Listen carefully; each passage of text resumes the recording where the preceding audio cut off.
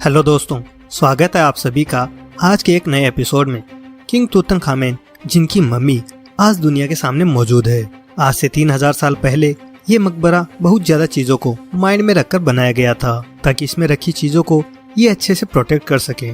और जब पहली बार इसे ओपन किया गया तो इसे ओपन करने वाले लोगों की डेथ होने लगी, और वो भी काफी रहस्यमय तरीके से। एंशिएंट फिरोज का श्राप उन सभी लोगों को लग जाता था जो उनके मकबरे को खोलते थे। आखिर किंग तूतनखामेन के श्राप के पीछे छिपे डेडली सीक्रेट का सच क्या है? आपको क्या लगता है, क्या एलियन टेक्नोलॉजी हमारे अतीत के सच को सामने आने से रोक सकती है? काफी कुछ इम्पोर्टेंट हो सकता है, बट फिर भी हमें अभी तक नहीं पता चला कि वो चीजें क्या है जो शायद मकबरे में हिडन हो। और अगर ऐसा है तो तब क्या होगा जब सो कॉल्ड श्राप को हटा दिया जाएगा? लोगों का बिलीव करना है कि ऐसा होने पर एलियंस हमारे प्लेनेट पर फिर से आने लगेंगे। Oak Island, Nova Scotia, Canada 2017। Rick और मार्टिन लगीना अपने परचेज की हुई जमीन पर वापस आते हैं ताकि वो किसी ओल्ड मिस्ट्री को सॉल्व कर सकें जो 1975 में स्टार्ट हुई थी, जब 3 नोवा स्कोटिया फार्म बॉयज को आइलैंड एक्सप्लोर करने को कहा जाता है। जब उन्हें कुछ स्ट्रेंज लाइट को आइलैंड के किनारे पर देखा था। मशहूर श्राप की माने तो 7 लोगों को अपनी जान देनी पड़ेगी, जिसके बाद ये आइलैंड अपनी सतह के नीचे हिडन ट्रेजर को सबके सामने रिवील करेगा। अभी तक इस ट्रेजर की तलाश में कई लोगों की डेथ हो चुकी है, बट कुछ एंशिएंट थ्योरिस्ट का बिलीव करना है कि वो जानते हैं कि उस ट्रेजर में क्या छिपा हुआ है, और उनका आंसर था the arc of covenant, gold chest जिसे 10 कमांडमेंट को रखने के लिए बनाया गया था। कैसे इस ओक आइलैंड में जमीन से 100 फीट ज्यादा नीचे दफनाया गया होगा? एंशिएंट थ्योरीज का कहना है कि इसका आंसर 5000 माइल दूर मिलेगा। Egypt, valley of the king, November 4, 1922। British excavation team के हॉवर्ड कार्टर की निगरानी में काम करता हुआ एक यंग लड़का एक रात अपने गधे की सवारी करते हुए घर वापसी कर रहा था। तभी अचानक से सभी जानवर एक हॉल के अंदर गिर जाते हैं। उस लड़के को लगता है कि उसे मकबरे का एंट्रेंस मिला है, इसलिए वो भागकर घर जाता है और सारी बात कार्टर को बता देता है। जिसके बाद हॉवर्ड कार्टर और उनकी टीम किंग तूतनखामेन के मकबरे को ओपन करती है। आज तक इस मकबरे को बेस्ट प्रिजर्व्ड और मोस्ट इंटैक्ट कॉम कंसीडर किया जाता है। ऑल्दो एक्सकैवेशन टीम को बहुत जल्द वर्ल्ड फेम मिल गया, बट ऐसा ज्यादा देर तक नहीं चला।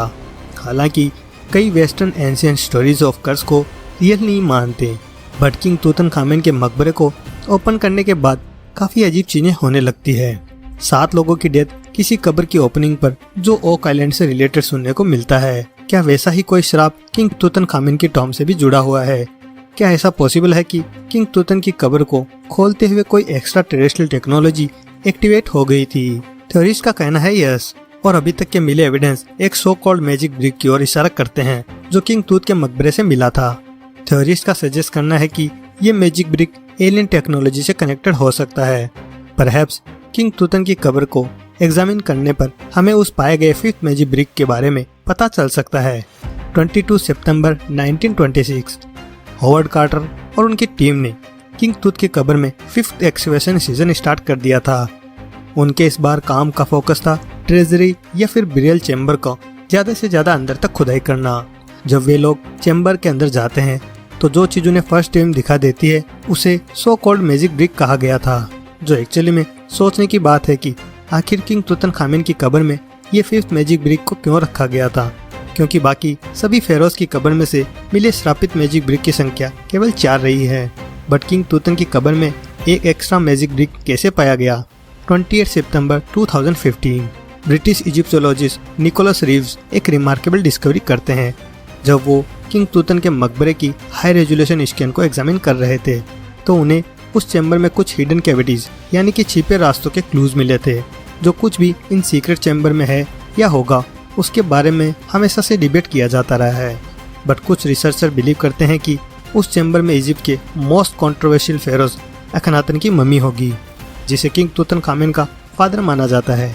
साइंटिस्ट सजेस्ट करते हैं कि जिस तरह से अखनातन को पिक्चर्स में दिखाया गया है, हो सकता है उन्हें उस पिक्चर से कुछ क्लू मिले।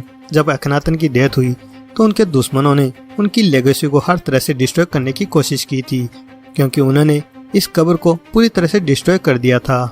इसलिए ये पता लगाना पॉसिबल नहीं है कि ये कब्र किसके लिए बनाई गई थी। और कुछ इजिप्टोलॉजिस्ट क्लेम करते हैं कि इस कब्र में मिली मम्मी को एग्जामिन कर हम ये जरूर पता चल जाएगा कि ये अखनातन की कब्र नहीं किसी और की कब्र है। क्या ऐसा पॉसिबल है कि अखनातन की मम्मी इस कब्र में नहीं दफनाई गई थी? Egypt, valley of the queens, जनवरी 26, 1909। किंग टूथ की कब्र डिस्कवरी के 13 साल बाद।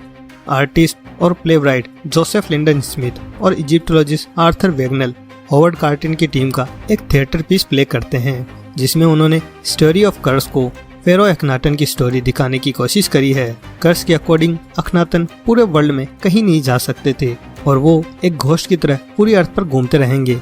क्या ऐसा पॉसिबल है कि किसी तरह की एलियन टेक्नोलॉजी किंग टूथ के कब्र से कनेक्टेड थी? बट साइंटिस्ट सेज यस और सजेस्ट करते हैं कि ये श्राप न सिर्फ अखनातन और एक्स्ट्रा टेरेस्ट्रियल के सच को हाइड करने के लिए डिजाइन किया गया था, बल्कि मैनकाइंड के इनक्रेडिबल सीक्रेट को हाइड करने के लिए भी डिजाइन किया गया था, जिसके बारे में हम किंग टूथ के सार्कोफेगस को एग्जामिन करके जान सकते हैं। किंग टूथ की कॉफिन के साथ 3 और कॉफिन दफनाए गए थे, बट जो सार्कोफेगस उनके पेरूर के लिए बनाया गया था, किंग टूथ के लिए क्यों इस्तेमाल किया गया था? इजिप्ट में सभी रूलर्स को एक थ्रोन नेम दिया जाता था और बिलीव किया जाता है कि अनखे पेरूर किंग तूतनखामेन की फैमिली में से ही किसी एक का नाम था, जिनसे रिलेटेड काफ़ी थ्योरीज सुनने में आती रही है। अखनातन के biological brother Hebrew leader Moses थे। वो काफ़ी हद तक तूतमोस के हिस्टोरिकल रिकॉर्ड से मैच करते हैं। रिसेंट ईयर्स में कई इजिप्टोलॉजिस्ट जैसे कि अहमद उस्मान ने भी ऐसी ही थ्योरी प्रपोज की थी। माना जाता है कि अखनातन के फॉलोअर्स को इजिप्ट से भगा दिया गया था। एंशियंट थ्योरीज कहते हैं कि अखनातन और मोसेस की लाइफ से जुड़ी काफ़ी चीज़ें आपस में जुड़ी हुई हैं। The Egyptian museum, Cairo, Egypt, जिस जगह किंग तूतनखामेन को अभी डिस्प्ले पर रखा गया है, वहाँ पर आपको एक वुडन चेस देखने को मिलेगा जो कि गोल्ड लीफ से कवर्ड है, जिसके ऊपर statue of jackal, the Egyptian god Anubis मौजूद है, जिसे हॉवर्ड कार्टन की टीम ने तब ट्रेजर रूम के एंट्रेंस पर देखा था जब वे वहाँ पर 5th टाइम खुदाई कर रहे थे। थ्योरिस्ट के अकॉर्डिंग ये artifacts Judeo Christian history, the arc of covenant में काफ़ी पवित्र माना जाता है। बाइबल के अकॉर्डिंग मोसेस को आर्क ऑफ कवेनेंट बनाने के लिए इंस्ट्रक्शन दिए गए थे जब वो माउंट सिनाई के टॉप पर मौजूद गॉड से बात करते थे। क्या एनुबिस शिरीन जो किंग टूथ के मकबरे से मिला है वो ओसिरिस डिवाइस की रिप्रेजेंटेशन है, जिसका इजिप्शियन नाम द आर्क ऑफ कवेनेंट रखा गया होगा? साइंटिस्ट के अकॉर्डिंग इस चीज में किसी तरह की एक्स्ट्रा टेरेस्ट्रियल टेक्नोलॉजी मौजूद थी। क्या एलियन विजिटर्स ने अखनातन और फिर मोसेस के थ्रू हिस्ट्री को बदलने की कोशिश कर रहे थे, जिसका रीजन किंग टूथ के कब्र से जुड़ा श्राप भी हो सकता है, जिसे सभी क्लूज को हाइड करने के लिए यूज किया गया था, तब तक जब तक हम इंसानों को ये सच जानने की जरूरत ना पड़ जाए। डेथ ऑफ अखनातन से 750 साल बाद माना जाता है कि यहाँ पर मोसेस के रिमेन के साथ साथ आर्क ऑफ कवेनेंट भी रखा गया था, और हिस्टोरिकल अकाउंट की माने तो इसे बेबीलोनियन ने चुरा लिया था, बट उनके सामान में कभी भी आर्क ऑफ कवेनेंट का जिक्र नहीं किया गया था, जो शायद अक्सम के किसी छोटे शहर में मौजूद हो सकता है। इससे पहले कि आर्क को जेरूसलम से कहीं और स्मगल किया जाता, उससे जुड़े श्राप ने अपना काम स्टार्ट कर दिया था।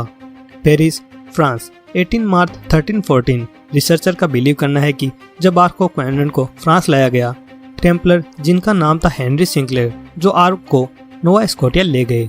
वहाँ एक ट्राइब जिसका नाम था मीकमैग, जिन्होंने कनाडा का रीजन को ऑक्यूपाई कर रखा था, उन्होंने अपने फ्लैग को इस तरह डिजाइन किया था कि वो टेम्पलर बैटल फ्लैग की एग्जैक्ट मिरर कॉपी था। तो क्या द आर्क ऑफ कवेनेंट को ओक आइलैंड पर दफनाया गया था? Oak Island, Nova Scotia, Canada 1803। Simeon Lynds Onslow company बनाते हैं, फर्स्ट फॉर्मल ऑर्गेनाइजेशन जो कि ओक आइलैंड से ट्रेजर को खोजने के लिए डेडिकेटेड थी, जिन्हें 90 फीट नीचे एक अनयूजुअल स्टोन स्लैब मिलता है, जिसे सरफेस पर लाने के बाद वे लोग उस स्टोन पर लिखी गई स्ट्रेंज लैंग्वेज को नोटिस करते हैं। इस आइलैंड को इसका फर्स्ट विक्टिम 1861 में मिला, जिसकी डेथ स्टीम इंजन और कास्ट आयरन के बॉयलर के पंप के होने से हुई थी। 1871 में मीनार केसर की डेथ हुई थी, जो पुलिस से रस्सी स्लिप हो गई थी और वो साफ्ट में गिर गए थे। और 1965 में रॉबर्ट केसर की डेथ हुई थी, जब उन्हें साफ्ट से निकालने वाली मिस्टीरियस गैस को इनहेल कर लिया था, जिन्हें साफ्ट में गिरने से बचाते टाइम उनके बेटे और बाकी 2 और लोगों की भी डेथ हो गई थी। क्या ओक आइलैंड का श्राप और ये स्टोन स्लैब किसी तरह से कनेक्टेड हैं? क्या एंशिएंट इजिप्शियन श्राप सच में किसी इनक्रेडिबल सीक्रेट को हम इंसानों के सामने उजागर होने से रोक रहा है?